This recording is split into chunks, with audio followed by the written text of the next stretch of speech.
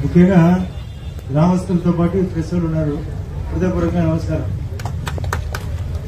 మీరు చాలా గట్టిగా రాయాల్సిన 40 రోజులైంది ప్రభుత్వం వచ్చి. ఓ కొత్తదనం చూపాలనే ప్రభుత్వం యొక్క ఆలోచన. ఇది ఒకటే కాదు, ఇది ఎందుకంటే ప్రధాని నేను నాదెండ్ల మనోహర్ గారితో మాట్లాడాను, కన్సర్న్ మంత్రి. ఇది ప్రభుత్వమా లేకుంటే కేంద్రమా అంటే రాష్ట్ర ప్రభుత్వం కాదు, కేంద్రం కాదు. ఇది మిల్లర్లందరినీ, అసోసియేషన్ సభ్యులందరినీ కూర్చోబెట్టి ఏదో ఒకటి బడ్జెట్ కంటే ముందే మేలు చేయాలని ముఖ్యమంత్రి గారి సలహా తీసుకొని, పవన్ కళ్యాణ్ గారి సలహా తీసుకొని ఈ కార్యక్రమం స్టార్ట్ చేసింది. అందులో కందిపప్పుకు ఒక 21 రూపాయలు, బియ్యానికి 2 రకాలు, ఒక చోట ₹6.80 మైనస్ రాశాను, ఒకటి $4.40. కొద్దిగా లాభం రావాలని మీరు గమనించుంటారు. ఇసుక తక్కువ ధరకే ఇవాళ నేను ఎంత ముద్దుకునే కూడా ఆర్టీ గారికి ఉన్నారు, ఇక్కడే పోలీసులు ఉన్నారు. మేమైతే ఎవరు ట్రాక్టర్ని అలౌ చేయడం లేదు. ఏదో మాకేదైనా రద్దు జరగాలని మాకేం లేదు. మీరు కూడా ఆలోచించి రాయండి. ఇది దొంగతనం పెట్టిందంటే సులభమైంది. తీసుకుపోతారు. ఇక్కడ ఉండే ప్రజలకు అందరికీ చెప్పేమాట, ఇసుక పట్టుకుంటే నేరుగా పడించుకున్నాను. మాకు మొన్న నేను అక్కడ క్యాబినెట్ మీటింగ్ అప్పుడు కానీ నిన్న పత్రికలు వచ్చింది, ఏదో వచ్చింది పరుగు అన్నట్టుంది, ఇసుక ఎత్తకపోయింది. ఏదో మాకు అటాచ్మెంట్ అంటే ఇక్కడ భూపేసి ఉన్నాడు, నేనున్నా, మేము పడించుకో, ఎత్తకపోండి మీ ఇష్టం. పట్టుకుంటే ₹1,00,000 తక్కువ లేకుండా పెనాల్టీ ఏంటి సార్? ₹1,00,000 ఇచ్చే ఒక్కరు చేయండి పని. ఆ ట్రాక్టర్ ఉత్తరాయణ అమ్ముకుంటారు, చెప్తే వినేదిలే. కాబట్టి ఇది ప్రభుత్వం ఏం చేయాలనేది. ఆల్రెడీ ₹4,000 పెన్షన్, ₹6,000, ₹10,000, ₹15,000 ఒక 7 చోట్ల నేను ఆర్టీ గారు కలిసి పంచినాం. పెన్షన్ స్టార్ట్ అయింది, 1వ తేదీ జీతాలు స్టార్ట్ అయినాయి, ఇసుక పాలసీ స్టార్ట్ అయింది, మద్యం పాలసీ కూడా మార్చబోతున్నారు. అదే కాకుండా రేషన్ డీలర్షిప్లు కూడా ఆర్టీ గారికి చెప్పినాం, కలెక్టర్ గారికి నేను చెప్పినాం, ఆయన కన్సర్న్ మంత్రి కూడా చెప్తున్నాడు, సంఖ్య పెంచుతాం. ఆ వ్యాన్లు 60 రోజుల్లో పోతాయి. ఆ జగన్ బొమ్మ అంటే కట్ చేస్తాం. పంచాయతీ లేదు. ఇంకా కూతురు కూర్చొని ఉన్నాడు, నాకు 11 సీట్లు వచ్చినాయి, మాకు ఇన్ని చేసినామంటే చెక్కినారు కదా, అడుగు చెక్కినారు. ఒకటి సిగ్గుడాలి, మంచి జరుగుతుంది. మీకు టిడ్కో ఇళ్లతో పాటు అన్ని ఇళ్లు ఇస్తారు. ప్రధానమంత్రి ఆవాస్ యోజన హైయెస్ట్ గా ఇప్పుడు 1,80,000 ఉంది, దాన్ని 3,50,000 తక్కువ లేకుండా చేస్తారు. టిడ్కో హౌస్ క్లియర్ అవుతాయి. ప్లస్ టాయిలెట్ దానికి కూడా సంఖ్య పెంచుతారు, అమౌంట్ పెంచుతారు. గ్రామీణ ఉపాధి యొక్క వేతనం 270 మరింత పెంచుతారు. వేతన దినాలు పెంచుతారు. దానికి 18 ఐటాలకు మిషన్ కాంపోనెంట్ కింద పెంచుతారు. అది కాకుండా సిమెంట్ రోడ్లు కానీ, బీటీ రోడ్లు కానీ పక్కనే బీసీ జనార్దన్ రెడ్డి మంత్రి గారితో మాట్లాడాం. టెంపరీగా రోడ్లు ఉండేటివన్నీ రంధ్రాలు పుడతాయి. కాకపోతే వర్షాకాలం కదా, ఇప్పుడు చేసినా పోతాయనేది అందరు ఇంజనీర్ల యొక్క అడ్వైస్. అది కాకుండా తాగునీళ్లకు జలజీవన్ మిషన్ మీరు చూసినారు. ఇక్కడే జమ్మడు ఆసుపత్రి క్లియర్ చేయించిన పోయి నేషనల్ హైవే రోడ్డు డిఎస్పీ గారు ట్రాన్స్ఫర్ అయిపోయినాడు కూడా. వెంటనే చెప్తే వద్దు, మున్సిపాలిటీ ఫండ్స్ వద్దు, నేషనల్ హైవే ఫండ్స్ పెట్టినా జరుగుతుంది పని. ఏది చేసినా సూపర్ ఫాస్ట్ గా చేయాలి. ఇలా తాగునీళ్లకు మోటార్లు పెంచినాం, నీళ్ల సంఖ్య పెంచినాం. కొందరు ఆక్రమించుకునే ఫిల్టర్ పాయింట్లు లాక్కున్నాం. కొన్ని దొంగలుగా డబ్బు కట్టకుండా ఉంటే అందరికీ నోటీసులు ఇచ్చినాం. కొందరు నెంబర్ వాళ్ళు పెరిగినా. పంచాయతీల గతంలో మాదిరి ఉండదు, విచిత్రమైన కఠినమైన ధర్మమైన పాలన ఉంటుంది. కానీ మీరులో కూడా మార్పు రావాలా. 30 రోజుల్లో ఇదేమన్నా కరెంట్ స్విచ్ వచ్చేది, డీలర్షిప్ అనేది, ఉద్యోగం అనేది, ట్రాన్స్ఫర్ అనేది, ప్రమోషన్ అనేది, వర్క్ అనేది, బిల్ అనేది, ఇన్ని రకాలుగా మాట్లాడితే నేను రావణాసుని మాదిరి 10 తలకాయలు పెట్టుకోవాలి. ఒక తలకాయలు సరిపడం లే. పొద్దున్న 5:30కే చూపుతున్నారు.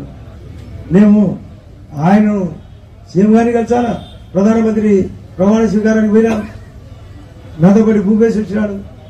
విజయవాడ తిరగాల, ఢిల్లీ తిరగాల, అన్ని రెడీమేడ్ చేసుకొని రావాలా. ఇంకా ప్రమాణ స్వీకారం చేసినాం తప్ప ఒకసారి కూడా అసెంబ్లీ జరగలే.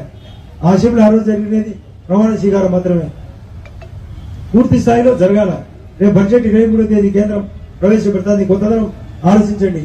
ఈరోజు 18, మరొక 5 రోజుల్లో కేంద్ర బడ్జెట్, దాని ఆధారంగా రాష్ట్ర budget, Abha card, Ayushman Bharat card కూడా విద్యతో పాటు ఆయుష్మాన్ భారత్ కార్డు అది కూడా అమౌంట్ పెంచుతున్నారు. విద్య ఉచితం పెంచుతున్నారు, ఉద్యోగ అవకాశాలు పెంచుతారు, నేషనల్ స్కిల్ డెవలప్మెంట్ కింద ఉపాధి పెంచుతారు, డ్వామా కార్యక్రమం పెరుగుతుంది, డిఆర్డీఏ పెరుగుతుంది, కేంద్ర సహకారం ఉంటుంది, రాష్ట్ర సహకారం కేంద్రానికి ఉంటుంది. ఇదంతా కొత్తగా మీకు ఈ సందర్భంలో చెప్పాలని ముఖ్యంగా వీళ్ళకైతే అంత కొత్తగా అర్థం కాదు. ప్రెస్ ఐటమ్ రాయాలి. ఒకటి కొత్తగా ఉంటుంది, పల్లెలన్నీ రూర్బన్ స్కీమ్ కింద పట్టణ వసతులు పల్లెలకు ఉండాలా, అది మోడీ గారి యొక్క ఆలోచన. అది జరుగుతుంది. వెప్పా స్కీమ్ ఉంటుంది టౌన్కు, డిఆర్డీఏ స్కీమ్ ఉంటుంది పల్లెకు, రోడ్లు వస్తాయి. అన్ని ఈ 5 సంవత్సరాల్లో కొత్తదనం.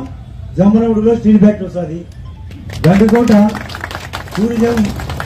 టూరిజం క్లియర్ అవుతుంది. వాళ్ళది ఆదాని గ్రూప్ వాళ్ళది సిమెంట్ ఫ్యాక్టరీ, ఆ రాజుల నిర్మాణం, ఆ గండికోట వాళ్ళకు బ్యాలెన్స్ డబ్బులు, ప్రతి రోడ్డు రిపేరు, మళ్ళా కొత్త 2 నేషనల్ హైవే రోడ్లు, అందరికీ ఇల్లు, రేషన్ కార్డులు, ఉచిత బియ్యం, 5 సంవత్సరాలు ఉచిత బియ్యం కేంద్రం. దానికి కందిపప్పు వేరే రాష్ట్రాల్లో 1 కేజీ నూనె కూడా ఇస్తారు. అది కూడా స్టడీ చేసి రాష్ట్రంలో కూడా అది కూడా ఉచితంగా వస్తుంది. మేము చేసేది చేస్తాం, మీరు కూడా ప్రజల్లో అవేర్నెస్ పెరగాల. గ్రామీణ ఉపాధి పనికి పోయేది అట్లా పోయేది ఇట్లా వచ్చి మాకు రేషన్ కార్డులు, ఉచిత బియ్యం, 5 సంవత్సరాలు ఉచిత బియ్యం కేంద్రం. దానికి కందిపప్పు వేరే రాష్ట్రాల్లో 1 కేజీ నూనె కూడా ఇస్తారు. అది కూడా స్టడీ చేసి రాష్ట్రంలో కూడా అది కూడా ఉచితంగా వస్తుంది. మేము చేసేది చేస్తాం, మీరు కూడా ప్రజల్లో అవేర్నెస్ పెరగాల. గ్రామీణ ఉపాధి పనికి పోయేది అట్లా పోయేది ఇట్లా వచ్చి మా కూడు వెళ్ళేది అనేది ఏది. ఇదేమన్నా చిరంజీవి సినిమా అట్లా పోయి ఊరికి తరిగినట్టుంటే ఆ బిల్డింగ్ కూడా పైకి ఎగురుతుంది. అందరూ ఇదే అడిగేది. ఉద్యోగము కూడా ఈ అర్హత ఉండాల. మీరు ఒక 35% పాస్ మార్కులు ఉంటే మేము 65% సపోర్ట్ చేస్తాం. బీటెక్ చదివిన వాళ్ళు బీటెక్ అంటే బ్యాచిలర్ ఆఫ్ టెక్నాలజీ అని కూడా చెప్పిన వాళ్ళు తెచ్చేది. మా వాడికి ఉద్యోగం ఉపయోగపడేది. మా వాడికి ఏమైనా దాని మీద ఇప్పించారా, లేకుంటే ఈయన పక్కనే ఈ ఐసీఎల్ ఇప్పిస్తారా, ఏమంటే వాళ్ళమ్మ ఒకడే కొడుకట, వాళ్ళమ్మ చూడకుండా వీడు ఉండలేడట, వీడిని చూడకుండా వాళ్ళమ్మ ఉండలేదట, ఈయన చూడలేవా అనేది. నేనేమో కొండాపురం నుంచి విజయవాడ ఢిల్లీ వరకు పోవాలా, మీరు మాత్రం ఇన్ని ఉండాలా. ఇది పోవాలా ముందు ప్రజలు.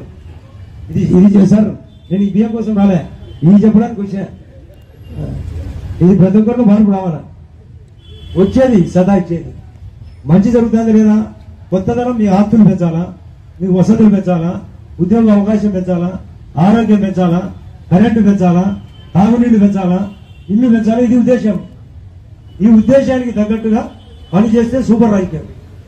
కానీ మీ పర్సనల్ ఇవన్నీ చేయకపోతే నా మీదకి వచ్చేది. ఇది పోవాలా ప్రతి ఒక్కరిలో. ఈ వసతుల కల్పన ద్వారా, ఉద్యోగ అవకాశాల ద్వారా ఉద్యోగం రావాలి తప్ప నువ్వే తెచ్చి కాగితం ఏమిటే మేమేమో సారో లోపాధికారాన్ని కాపాడతామని, కులమతాలకు అతీతంగా ఉంటామని, రాగద్వేషాలకు అతీతంగా ఉంటామని మేమేమో ప్రమాణ స్వీకారం చేయాలి. మీరేమో ఎన్ని పక్కన పెట్టి మాకు చూడలేదు. నేను ఎట్లా చేసి వచ్చాను.